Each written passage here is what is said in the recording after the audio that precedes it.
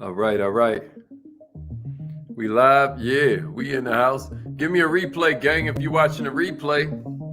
My name's Hazik Ali, and I just want to welcome you to another edition of Good Morning Millionaire. Every morning, we giving you mindset, skill set, or heart set that helps you go further, faster, with less effort. If you're ready, let's go. Let's grow. If you haven't yet ordered, your vision board coloring book, you know what I mean? You might want to check that out. I think you're going to really enjoy it. It forces you to focus your thoughts right. You know what I mean? What's up, Allie? Hey, Toby, did you order your coloring book yet, bro? You getting all them snaps in the hood. You getting all that money in the hood. Also, fourth quarter starts on Friday. So make sure you order your millionaire planner, your millionaire action plan. Man, I feel so good, man. Like, life is coming together on all levels. I hope you feel the same way. We got a whole lot to get. Hey. No, you can't. You can do a lot of things, but you can't do that. Hey, it's check-in time, y'all. Rep your city. What kind of business do you have? How do you help people out? Hey. All I want to know is how you help people out. That's all I want to know. You know what I mean? What kind of business do you have? Share this with another entrepreneur. Let's kick it with them. Man, I promise it's all in your mind. The reason we call it the Kaizen Academy is because it's these little miniature steps that'll change everything. These little miniature steps, man, that'll just make it so that before you know it, you've experienced massive transformation. So many of us are caught in these holding patterns. We just run it in place and don't even see it. Not here. Because ain't nobody gonna love you like you. You know what I mean? I don't know what we waiting on. I be telling them. The funny thing about life is nobody gets out alive. So we gotta leave it all on the table, baby. Leave it all on the floor. Man, I can't believe that we're already almost in October of 2021. If this year did not fly by, I don't know what to say, man. Anybody else feel like that? Hey. My man Mark Bates is in the house. Crystal Clear is in the building. Hey. Oh, yeah, you're going to love this, Mark. Yeah, I heard this in the gym yesterday, Toby. I was like, oh. I ain't lying. This that Rufus and Shaka Khan. You know what I'm saying? Cassandra, what's cracking, Cassandra? Hey. Let them know we in the house. Don't nobody love you like you. You hear me? Oh. I heard that, Brother Kerman. May I get there, brother. May I get there. Yeah. K. Nicole in the house. Let's get it. That's exactly right. All right. Y'all ain't here for my DJing. Let's get this party started.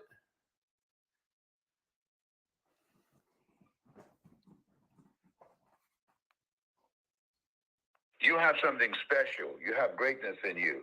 Hello, this is Les Brown, and you're in the right place at the right time because we're going to bring the millionaire out of you. Just hold on. That's a fact. Y'all ready? Thank you. Please announce yourself. Dr. Monet is in the house. Entry and exit tones are off. All right. All participants are muted. Okay. Good morning, millionaires. Good morning, millionaires. You know what I'm saying? My name is Haziq Ali. I'm a revenue acceleration coach. I'm a self-esteem development expert, starting with my own. You know what I mean? Am I in the wrong place to be real? I'm starting with my own. You dig what I mean?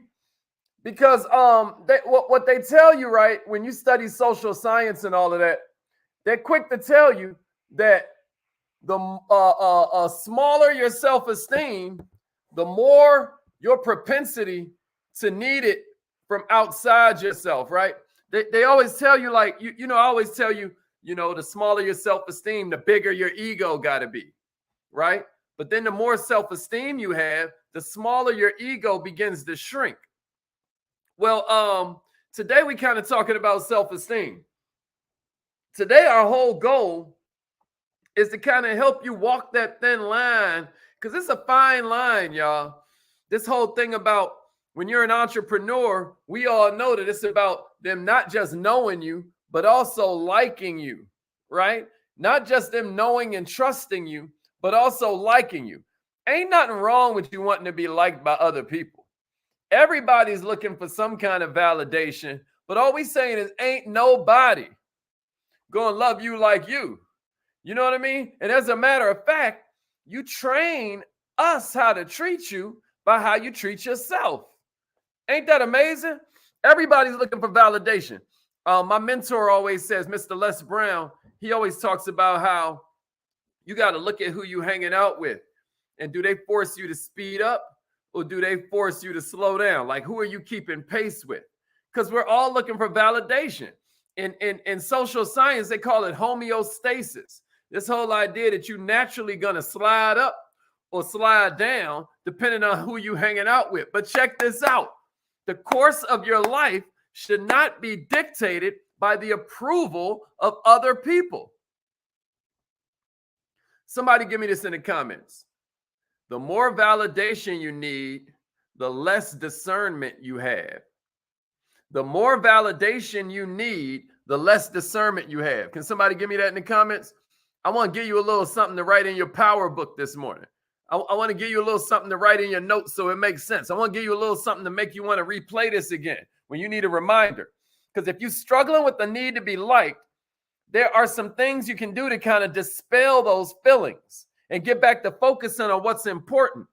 This is joint called Looping that me and wifey been watching, man. And this joint be talking about how you got two different kinds of people. There's knights and there's barbarians, right? And he's talking about like how knights, they feel like women are these delicate creatures who need to be protected. And then barbarians, they just invade your space, whether you like it or not. And then the homie was like, yeah, but then you also got gentlemen. Gentlemen don't care about nothing except what's important. Ain't that cold? So what I'm saying to you this morning is that, yeah, man, I got another one for you, right? I got another one for you.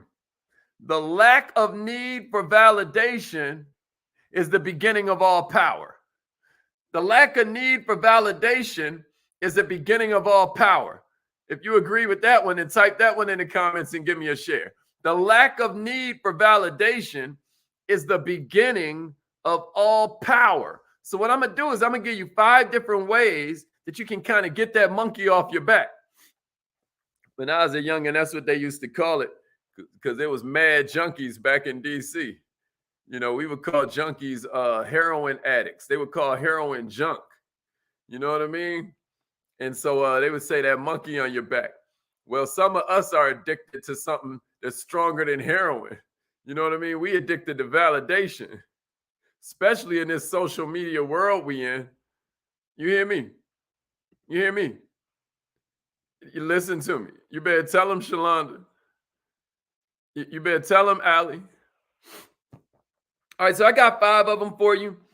Write these down. I want you to ask yourself if it helps, and if it does help, then try to pick one out. Because think about it. If you just use one new technique we give you, At the end of a year, and let's just say you just tune in Monday through Friday, and you try to apply one new thing. At the end of a year, that's 220 new techniques that we done gave you. Ain't nobody gonna be the same. I'm back to my theme song this morning, right? Ain't nobody gonna be the same after applying 220 new techniques. So just make sure you tune in every day. Make this a part of your, woo, Latanya in the house. That means Currency Without Borders is in the building. Y'all need to check her out. I'm telling you. All right, check it out, y'all. Here's the first one I got for you. If we're going to release this need for validation, if we're going to find our own personal power. Simone Simmons is in the house. I know she know what I'm talking about. Check it out. Yeah, Taisha. Hey, Taisha, we put your coloring book in the mail. Taisha just ordered her vision board coloring book. Some of y'all sleeping on this vision board stuff, but do you know what your brain does when you just like focused on, you know what I mean? I ain't gonna go there. All right, here we go. Here's number one, y'all. Stay busy. Stay busy. That's the first way I got for you that helps you release this need for validation. Stay busy. Stay busy. Stay busy. Many times you've heard them say that idle time is the devil's workshop. How many times have we heard that? Idle time is the devil's workshop. Huh? You ever heard that before? Check it out. What they're trying to say, what our old heads was trying to tell us, you know, is that when you remain idle for extended periods of time, it lets your thoughts wander. And a lot of times when your thoughts wander, because your brain is a survival mechanism, your thoughts naturally wander to things that are negative, to things that are, your brain calls itself protecting you. Your brain gets worried, is what I'm saying. You know, you'd be amazed. Your brain is so powerful, man. But at the end of the day, it ain't here to make you happy. Your brain is not here to give you joy and fulfillment. Your brain here to help you survive. And so what it starts doing is thinking about all the danger that could be on the way. If you just let it wander on its own, now your brain starts worrying about what other people think, right? Because there was a time back when we were living in tribes where to be ostracized from the tribe meant death. Think about that. If I get kicked out the tribe, who's going to protect me while I sleep? Who's going to hunt and gather? Who can I hunt and gather with, right? So to be ostracized from the tribe meant you died. Well, we ain't living in them times no more. Check it out, y'all. You got to stay busy. You ever heard this? Somebody give me this in the comments. Somebody give me this in the comments.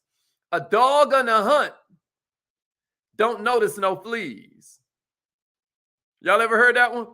A dog on the hunt don't notice no fleas. You hear me, Mariana? Huh? Check this out. Fortunately, our brains, you know, even though there's these supercomputers and these incredible processing devices, fortunately, there's one thing that's going on with our brains. They have a limited capacity when it comes to processing thoughts. Your brains can do a lot of things, but one thing it can't do is hold two thoughts at the same time. You hear me? So this makes it possible for us to divert our attention away from something we don't want to look at. We can divert our attention away from things that don't serve our best interests. And then we can replace them with more productive ruminations. We can replace them with more productive ideas, meditations, concepts, affirmations. We have sovereign control of our minds. I mean, if we can't control our tongue, our time, and our thoughts, I don't know, man.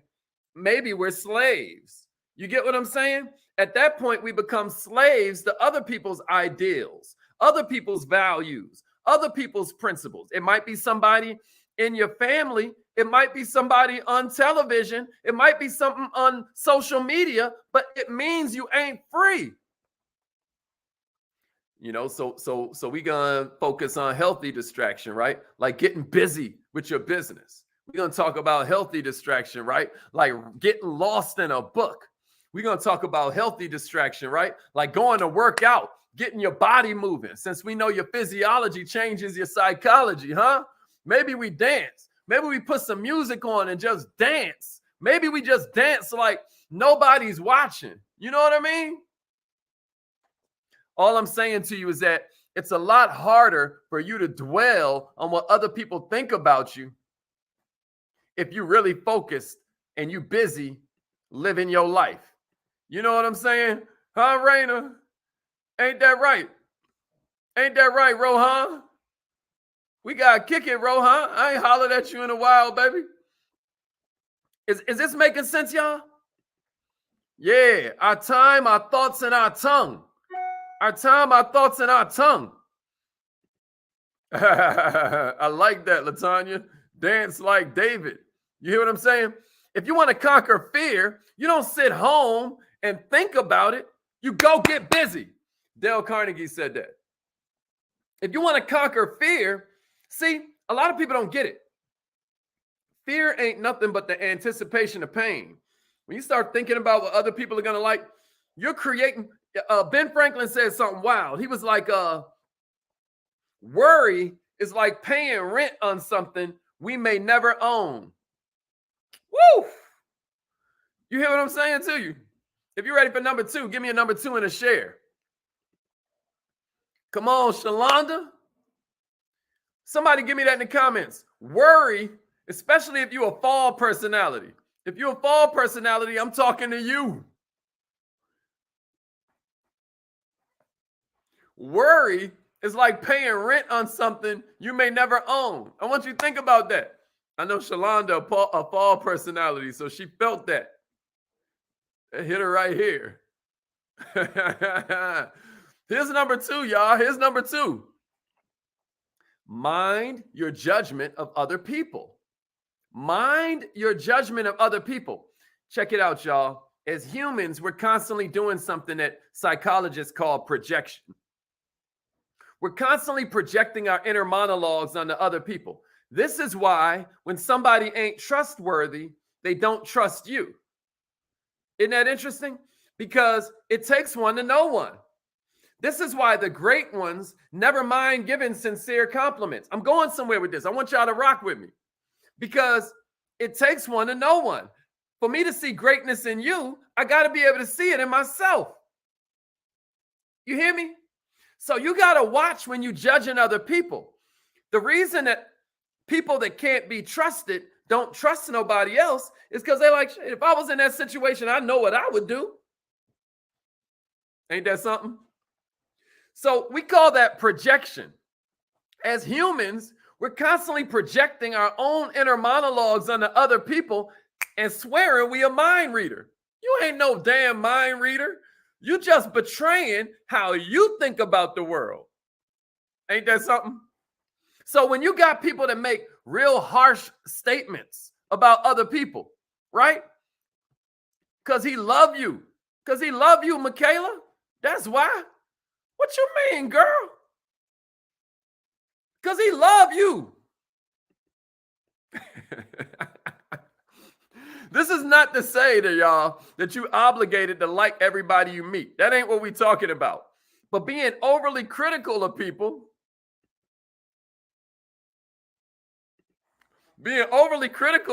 right? What that means is it can lead you to feel that they're harboring similar thoughts about you. We could all benefit from looking at one another through a more empathetic lens. So that's why it's best to judge others how you want to be judged. If you want a little more tolerance, if you want a little more love in your life, if you want people to see your greatness a little bit more, if you want them to value what you value a little bit more, let me tell you the secret. You give what you want to receive. You serve what you want to eat. You get what I'm saying to you? Your peace of mind might depend on this one concept. If you're going to make judgments about people, try to see the best in them. Is that making sense? This is going to help you stop caring if other people like you because you're busy living in love and you barely notice. You're like, right? You walk around oblivious. You ever heard ignorance is bliss? Most times I don't agree with that. But this is one area where your peace of mind might depend on the fact that you are judging them as being God's highest form of creation. You are judging them as just doing the best they can with what they got. You are judging them, realizing that hurt people. And therefore, since you don't know what nobody else is going through, just be kind.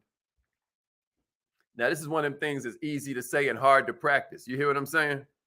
But be kind, y'all, and you'd be amazed how it starts to change your life. If you're ready for number 3, give me a number 3 in the share. Give me a number 3 in the share. Woo! Y'all be grateful if y'all can see what I see, boy.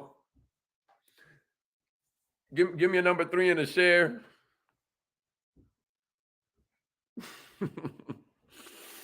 Give me a number 3. Give me a number 3. Y'all ready? Y'all ready? All right, here's number 3. If you want to stop caring so much about what other people think, practice self-acceptance. Come here, let me give you a hug. Let me give you a hug. Like, sometimes you got to hug yourself. You know what I'm saying? You just got to be. Practice self-acceptance, y'all. If you want to fully put an end to the constant search of external validation, right? If you want to put an end to that, you're going to have to find your confidence through self-acceptance. When you're at peace with yourself, the need to be liked ceases to be a burden. If there's no enemy within, the enemy without can do us no harm. That's an old African proverb. Somebody give me that in the comments. If there's no enemy within, then an enemy without can do us no harm. You get what I'm saying to you, right? Y'all get what I'm saying? Finding inner peace might sound like one of them t-shirts or one of them joints, like I'm one of them Buddha people who are out here floating. You know what I mean? I ain't floating, man. I know that might sound like some unattainable goal, inner peace, but it can be achieved by just taking pride in your strengths and learning to forgive your weaknesses. Just take pride in what you're good at. I ain't saying to the level where pride is a devil. You know what I mean? And can't nobody tell you nothing, right? You forget your ability to improve. But what I'm saying is, learn to forgive your weaknesses. Learn to look at your weaknesses as an opportunity for you to relate to somebody else who can cover those weaknesses. You know, this is how 1 + 1 begins to equal 11 through the power of teamwork or the mastermind effect or these soul ties and these lifetime relationships you build. Take pride in your strengths and the fact that you can cover somebody else, and then be meek enough of spirit, okay, to let somebody else come in and cover yours. Practice self-acceptance, because once you do this, you've got the single best defense against the potentially hurtful opinions of other people: a positive self-image. A positive self-image. If you're somebody who struggles in this area, I dare you, come up right now with 2 commendable attributes that you possess for every shortcoming you have. Right now, I want to challenge you in the comments. Give me 2 of your most commendable attributes. Are you loyal? Are you trustworthy? Are you kind? Are you merciful? Are you graceful? Are you inspiring? Do you motivate? Like, what are some of your most commendable attributes? I want to challenge you to put them in the comments right now and then give me a share. Because what this is going to do is teach you to recognize your own worth. Everybody is good at something, man. Everybody has Michael Jordan level talent at something, but you got to acknowledge it. You got to cherish it. And then you got to nurture it. You got to acknowledge it. Right? Like, oh yeah, I am kind of good at that, ain't I? You got to cherish it. Like, oh, I'm so grateful for that. And then you got to give it away like a rich man or a rich woman. You can't be a miser with your gifts. Haven't you ever heard your gifts will make room for you at the top? You ever heard that? It ain't a gift till you give it away. So what we're saying is you got to acknowledge that thing. Right? Yeah, talk about it, coach. Let's go, coach. That's right. That's right. Yeah, that's right. That's right. Serve what you want to eat, huh? Okay, I'm loving some of this. I'm loving some of this. I'm loving some of this. This ain't the time to be, okay then. Okay. Yeah, I love that. Yeah, 2 of them for every fault. Let's go, Cantata. Let's go. Let's go. Let's go. Let's get it. Woo! You better preach. Okay. Boy, if y'all listening on the live line, y'all missing it, boy. They going hard. You better tune in on YouTube. All right, here's number 4. Here's number 4.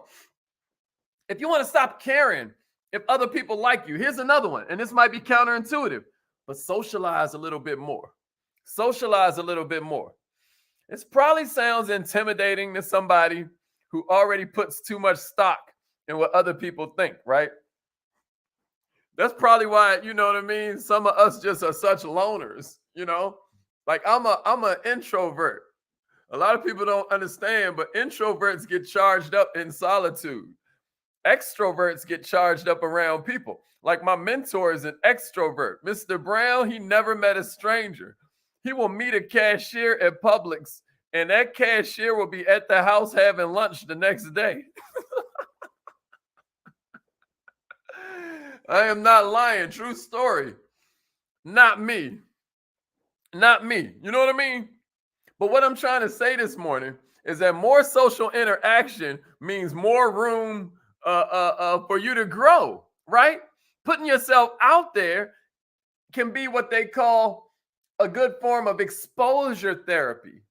Exposure therapy. For the unfamiliar, exposure therapy is when somebody exposes themselves to the source of their fear so that they can desensitize themselves from it when it happens in the future, right? So you're facing it on purpose, right? They call that exposure therapy.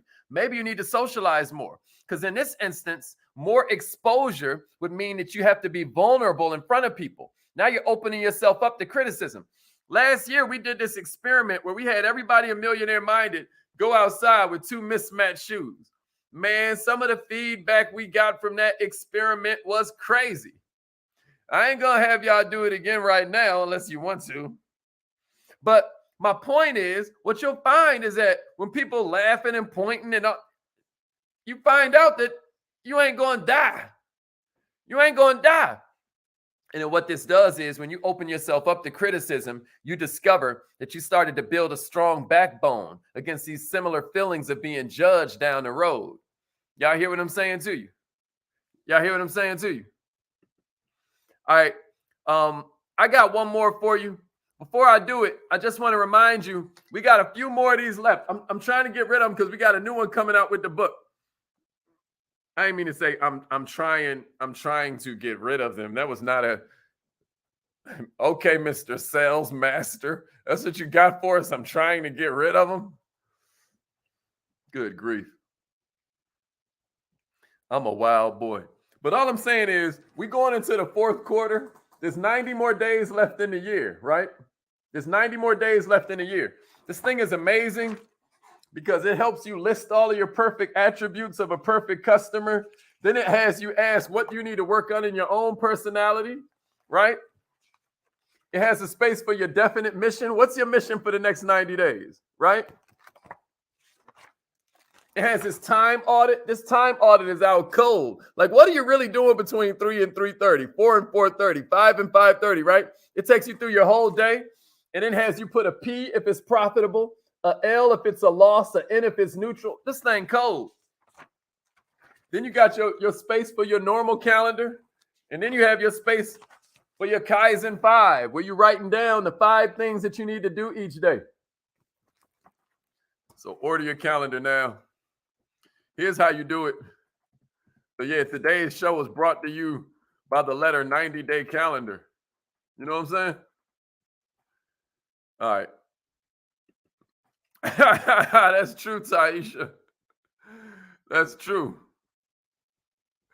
All right. Here's the last one I got for you, y'all. Be realistic. Be realistic. Be realistic, y'all. You got me? Be realistic. What do I mean by that? Y'all are crazy. Y'all are crazy. What do I mean by be realistic? Because it's almost time for our affirmations. I got to get out of here. Here's how you order the 90-day planners. Go to millionaireminded.com or wearemillionaireminded.com. If you got high self-esteem, you can go to wearemillionaireminded.com or you can just go to millionaireminded.com. All right. Here's the last one I got for you. Be realistic, y'all. Be realistic. Above all, it's imperative you stay grounded in reality. Because the fact is, no matter how hard you try, there will always be people who don't like you. We just talked about projection and all this other stuff, right? Abraham Lincoln had this quote where he was like, I don't like that man. I must get to know him better. Why? Because a lot of times when we don't like somebody, it's because they remind us of something we don't like in ourselves. That's crazy, right? That is, you know what I mean? But check it out. The world's population is far too nuanced for any one person to appease everybody. Like I put out this quote on Dear Millionaire, which is scrolling all at the bottom. If you've never joined our text message system, we give you quotes every single morning that you can post on social media and pretend you, never mind. But anyway, it's this whole thing like Abraham Lincoln was like, yo, I got off track. So what I was saying is I had put out this quote the other day. I was like, if you want to be liked, then don't be a leader, sell ice cream. But check it out. Everybody don't even like ice cream. Some people lactose intolerant. But yeah, that was a quote. If you want to be liked by everybody, don't be a leader, sell ice cream.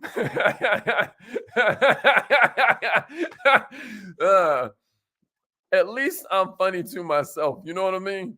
But I understand this is kind of like a harsh truth, but this can be comforting to you if you're struggling with kind of like trying to be a people pleaser, if you're struggling with acceptance issues. I'm not judging you for that. I just want you to realize that nobody can do that. Nobody can pull it off.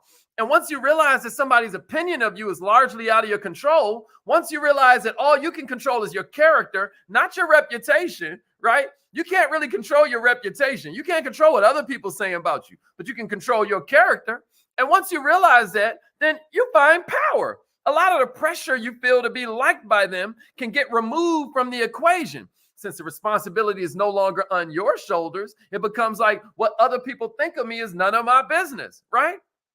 Millionaires, if we're trying to please everybody, we're only setting ourselves up for failure. We're only setting ourselves up to live somebody else's life.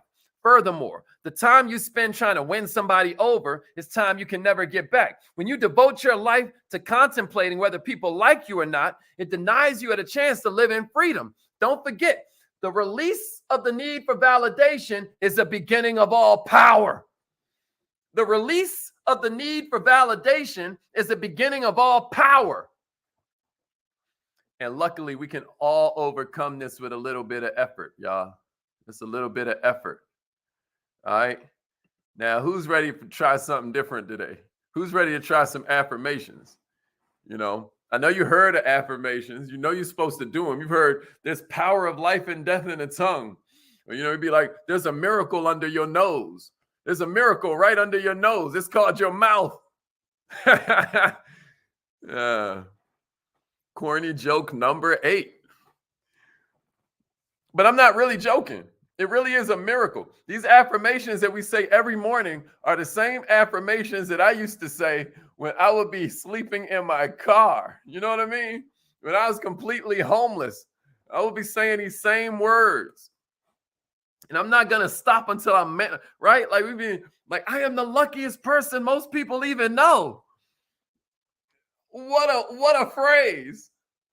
I don't know how many of you know it, man, but the reason that I always, say entrepreneurs are wizards is, you know how magicians be like abracadabra? That comes from this Aramaic phrase, abracadabra, which means literally, I will create as I speak. Who does that if not the entrepreneurs, baby? That's why I love y'all so much, man. We the cream of planet Earth. We the ones that's solving all the problems. I'm just trying to help you become a better entrepreneur, if that makes any sense. The best part of every man or woman on the planet is a part of themselves that's looking to solve problems without regard to the resources currently controlled. All right, but it's 8 o'clock. Let's go. I am so happy